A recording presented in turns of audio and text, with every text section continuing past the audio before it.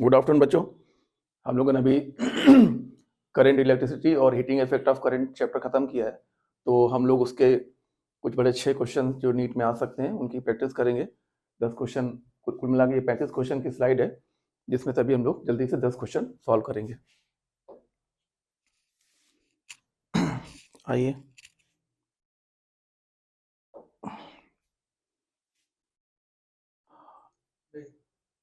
ठीक है।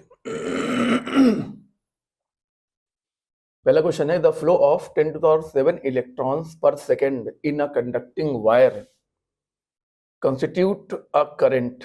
इतने इलेक्ट्रॉन अगर 1 सेकंड में बह जाएं तो कितनी करंट बनेगी? तो आप लोग करंट के लिए जानते हैं delta Q upon delta T, और डेल्टा क्यू जो आप निकाल सकते हैं वो कैसे बताओ? क्यू बराबर एन ई से अपॉन डेल्टा टी। तो एन की वैल्यू 10 to the power 7 और ई 1.6 into 10 to the power -19 upon कितने सेकंड में? 1 सेकंड में। तो ये हो गया 1.6 इंटू 10 to the power, ये -19 और ये 7, तो ये हो गया माइनस का 12 एम्पियर। ठीक है ना, सिंपल सा क्वेश्चन था। The rate of flow of charge with respect to time is called current, और चार्ज की वैल्यू एन ई से लिख सकते हैं। n 10 to the power 7 है और e की value 1.6 into 10 power -19 upon time taken 1, so this is 1.6 into 10 power -12। पहला ऑप्शन ठीक है। अगला क्वेश्चन देखिए, drift velocity e tau by m, ठीक है ना, मैचिंग द कॉलम है। इलेक्ट्रिकल रेजिस्टिविटी, ड्रिफ्ट वेलोसिटी का फॉर्मूला मालूम है ना, e tau by m into e, है ना। तो ये मैच करा दिया हमने, ए से आर को मैच करा दिया, ठीक है ना। अब देखिए E is equal to rho J, इसलिए resistivity rho is equal to E by J. J यहाँ पर करंट डेंसिटी है और ई यहाँ पर इलेक्ट्रिक फील्ड है, तो ये मैच करेगा आपका यहाँ से, ठीक है ना। रिलैक्सेशन टाइम यानी कि हमने बी को मैच करा दिया एस से, ठीक है ना। आइए आगे देखें, रिलैक्सेशन टाइम, तो आपको एक फॉर्मूला हम बता दें। जो रेजिस्टिविटी होती है उसका फॉर्मूला होता है m upon N E square tau. तो यहाँ से अगर हम टाउ को इधर लेकर आ जाए और रेजिस्टिविटी को इधर लेकर आ जाए, तो ये m upon N E square rho बन गया, ठीक है ना। तो रिलैक्सेशन टाइम मैच करेगा आपका p से, c मैच करेगा p से। और अब आखिरी करंट डेंसिटी जो कि आप लोग जानते हैं, current density J is equal to current per unit area, और करंट है NEAVD, और अपॉन में ये हो गया एरिया, तो A से A कैंसिल हो गया, तो ये बन गया NEVD। किससे मैच कर गया बताओ? ये D मैच कर गया Q से, ठीक है ना। तो ये भी एक अच्छा सवाल है, बिल्कुल बढ़िया सवाल है। पूरे चैप्टर के फॉर्मूले जो मैंने आपको सेकंड या थर्ड पेज में पढ़ाते बुकलेट में जो बताए थे आपको पढ़ाते वक्त, सब याद भी करवाया था, वो अगर सब आपको याद है तो ये सवाल आपका बड़ी आराम से सॉल्व हो गया होगा हो जाएगा। Charge particle having drift velocity और इलेक्ट्रिक फील्ड है, तो मोबिलिटी पूछा गया है। तो मोबिलिटी और ड्रिफ्ट वेलोसिटी का संबंध VD बराबर ई टाउ बाई एम इंटू ई, और यहाँ पर ई टाउ बाई एम को ही हम लोग मोबिलिटी कहते हैं, तो म्यू ई हो गया। तो मोबिलिटी हमको फाइंड करनी है, तो मोबिलिटी बराबर drift velocity upon electric field. तो ड्रिफ्ट वेलोसिटी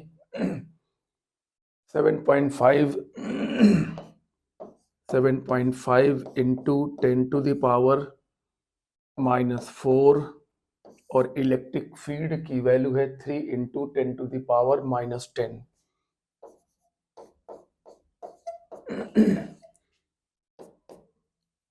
ठीक है ना, कैलकुलेशन बड़ा आसान है। 3 2 जा 6, ये 15 इंटू 10⁶ मीटर। चलिए, तो ये आ गया आपका 2.5 इंटू 10⁶ प्लस 6। हाँ, ये वाला ऑप्शन बी होगा। ठीक है भाई।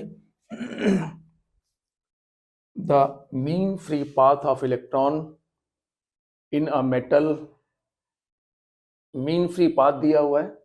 मीन फ्री पाथ क्या होता है? जब इलेक्ट्रॉन किसी मेटल में चलते हैं, जब इलेक्ट्रॉन किसी मेटल में चलते हैं तो बीच में एटम से टकराते रहते हैं। ये हो गया, ये एटम से टकरा गया, देखो फिर यहाँ आ गया, इलेक्ट्रॉन यहाँ आया तो ये देखो इस एटम से टकरा गया, फिर इलेक्ट्रॉन यहाँ आया तो देखो इस एटम से टकरा गया, फिर इलेक्ट्रॉन ऐसे करके तार से निकल के चला जाता है ना। इस तरीके से पूरा सिस्टम चलता है। तो ये जो लंबाइयाँ हैं, ये इन लंबाइयों के जो एवरेज को, ये लंबाई L1, L2, L3 और L4, इनके एवरेज को हम लोग कहते हैं मीन फ्री पाथ। और वो सवाल में दिया हुआ है इलेक्ट्रिक फील्ड हमें निकालनी है, कितनी इलेक्ट्रिक फील्ड हम लगाएं कि इलेक्ट्रॉनों के पास 2 इलेक्ट्रॉन वोल्ट की एनर्जी आ जाए। तो एनर्जी का फार्मूला ई डेल्टा वी, जैसे क्यू डेल्टा वी मैंने पढ़ाया था, क्यू डेल्टा वी, तो क्यू इलेक्ट्रॉन का क्यू कितना ई के बराबर हो गया, और एनर्जी है 2 इलेक्ट्रॉन वोल्ट, यानी कि इसको हमने कन्वर्ट किया जूल में, इज इक्वल टू ई। और जैसा कि आप लोग जानते हैं कि e is equal to delta v over delta r. तो डेल्टा वी की जगह पर हम क्या लिख सकते हैं?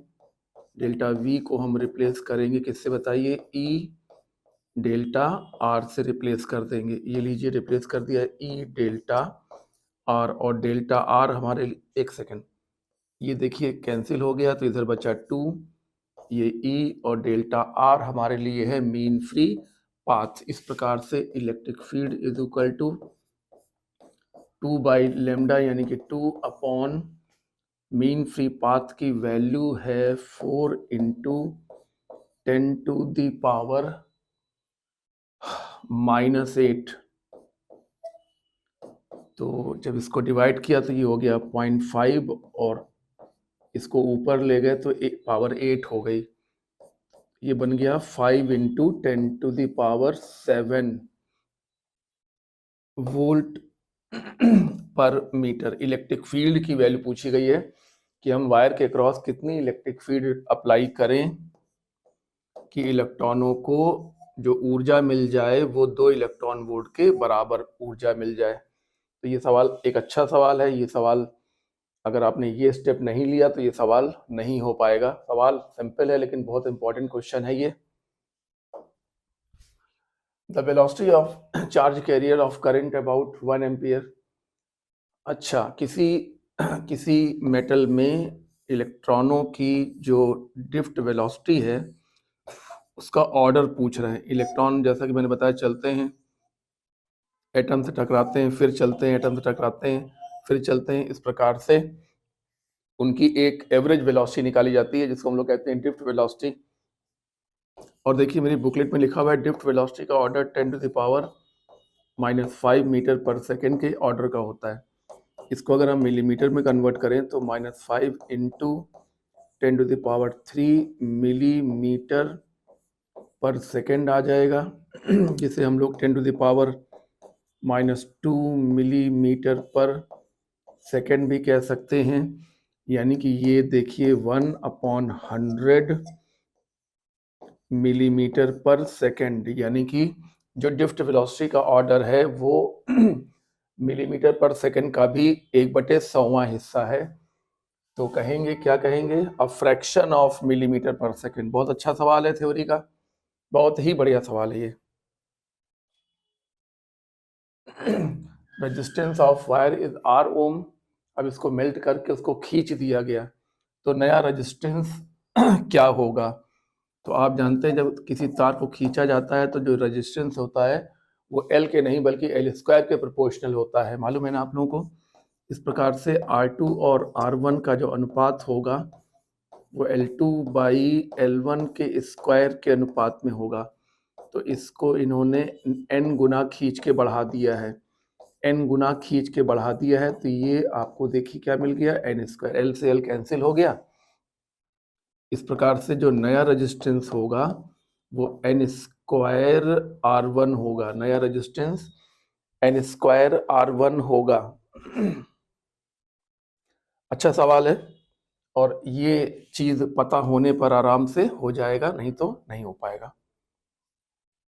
एक वायर का रेजिस्टेंस 2 ओम है और इसको खींचकर इसकी लंबाई को डबल कर दिया, खींचकर इसकी लंबाई को डबल कर दिया, बस एक सेकेंड, इसको खींच के इसकी लेंथ को डबल कर दिया। तो कह रहे हैं कि नया रेजिस्टेंस क्या होगा। तो ये क्वेश्चन भी पुराने फंडे से आप लोग निकाल लेंगे, जैसा कि मैंने पिछले क्वेश्चन में बताया था उसी से ये बन जाएगा। कैसे बनेगा देखिए, R प्रोपोर्शनल टू होगा L स्क्वायर, और जब R L स्क्वायर के प्रोपोर्शनल होगा, R प्रोपोर्शनल टू होगा L स्क्वायर, यानी कि R2 by R1 is equal to L2 by L1 का होल स्क्वायर, और खींच कर इन्होंने लंबाई को डबल कर दिया है।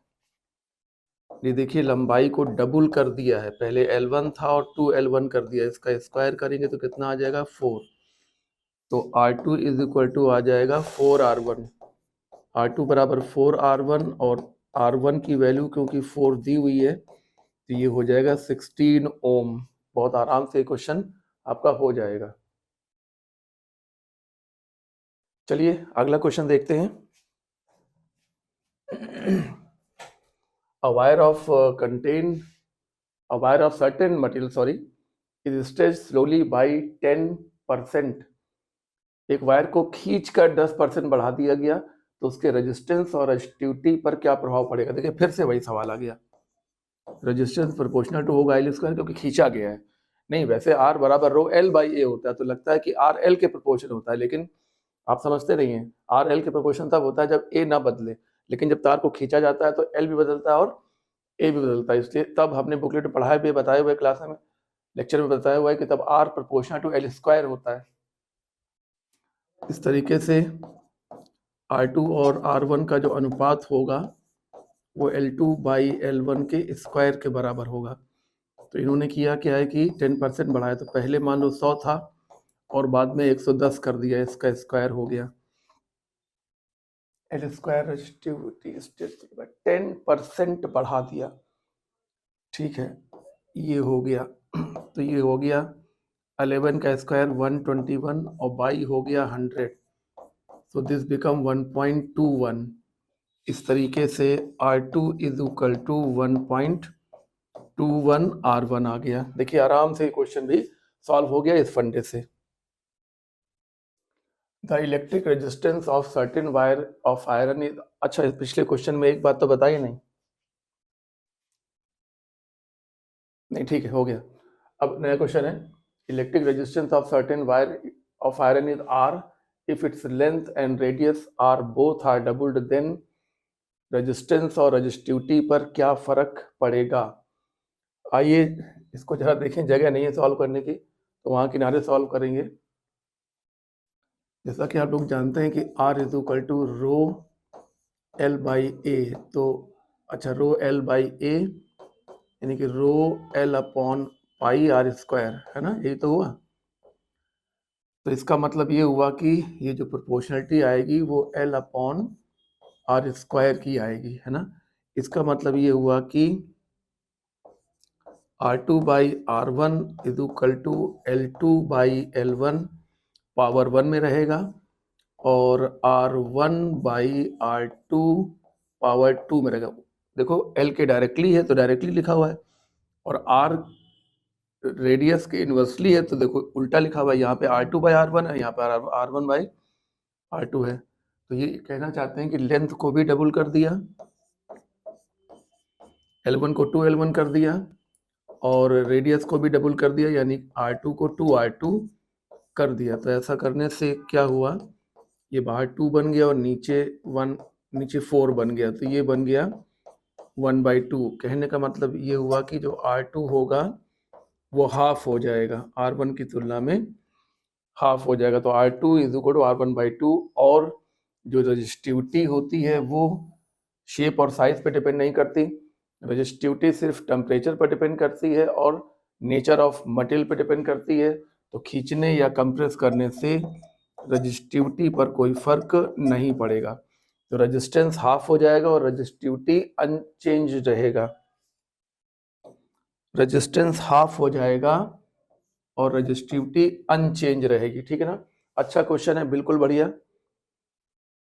अरे यार ये देखिए, रेजिस्टेंस हाफ हो जाएगा और स्पेसिफिक रेजिस्टेंस को ही रजिस्टिविटी कहते हैं। तो स्पेसिफिक रेजिस्टेंस अनचेंज रहेगा। ये मोस्ट इंपॉर्टेंट थ्योरी क्वेश्चन है। 6 वोल्ट की बैटरी से एक तार को एक रेजिस्टेंस वायर को जोड़ा गया, 6 वोल्ट की बैटरी से जोड़ा गया। ये लीजिए,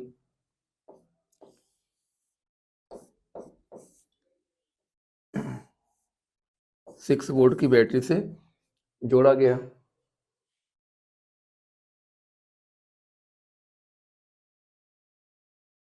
इसका रेजिस्टेंस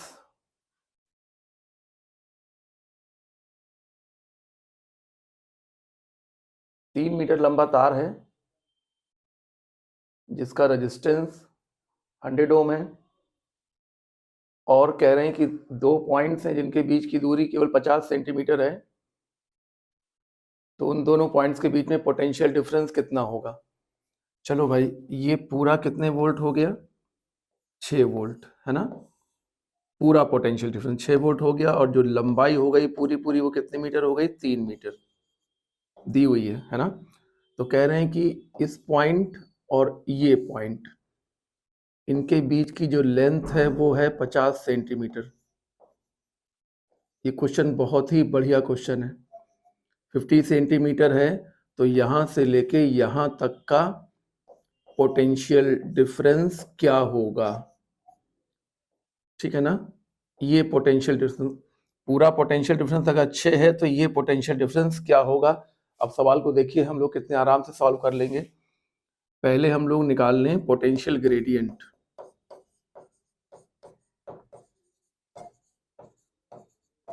पोटेंशियल ग्रेडियंट को K से रिप्रेजेंट किया जाता है और K बराबर होता है कोई भी पोटेंशियल डिफरेंस अपॉन बीच की दूरी। तो हमने पूरा पोटेंशियल डिफरेंस ले लिया और पूरी लेंथ ले लेंगे। तो 6 ले लिया और लेंथ पूरी 3 ले ली, तो ये हो गया 2 वोल्ट पर मीटर। अब यही फार्मूला यहाँ पे इन दो पॉइंट्स के बीच लगा दीजिए। इन दो पॉइंट्स के बीच यही फार्मूला फिर से लगा दीजिए, क्योंकि K कहीं से भी लिखा जा सकता है। तो ये हो गया delta V dash upon L, small l, ये 50 सेंटीमीटर। तो यहाँ से डेल्टा V डैश बराबर आ जाएगा K into L dash. K हम निकाल चुके हैं, 2 वोल्ट पर मीटर, और ये है 50, और सेंटीमीटर को कन्वर्ट कर लिया मीटर में, हो गया पूरा। तो 100 इंटू 10⁻⁻², तो ये हो गया पूरा पूरा 10⁻² इंटू 10⁻⁻², यानी कि ये हो गया 1। तो ये क्वेश्चन, जो आखिरी क्वेश्चन इन सभी में अच्छे क्वेश्चंस में से एक माना जाएगा। तो ये 10 क्वेश्चन सॉल्व का एक लेक्चर हमने सॉल्व कर दिया है। और ऐसे ही अभी 35 क्वेश्चन की ये शीट है जिसको हम लोग कल और परसों में कंप्लीट करेंगे। ठीक है।